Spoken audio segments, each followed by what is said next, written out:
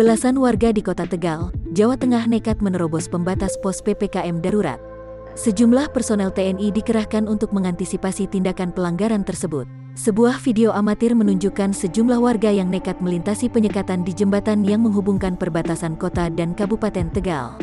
Warga beramai-ramai mengangkat satu persatu sepeda motor dan gerobak untuk bisa melewati pembatas setinggi 80 cm tersebut. Penutupan akses utama penghubung kota dan Kabupaten Tegal dilakukan di Jembatan Gung Lama Jalan Werkudara. Tim Satgas COVID-19 menutup akses penghubung kota dan Kabupaten Tegal setelah Kota Tegal masuk dalam zona merah penyebaran COVID-19. Untuk mencegah warga nekat melintasi penyekatan di jembatan, sejumlah anggota TNI disiagakan, bahkan beton pembatas jalan dipertebal hingga 2 lapis. Penutupan jalan di masa PPKM darurat di Kota Tegal semakin meluas di sejumlah lokasi.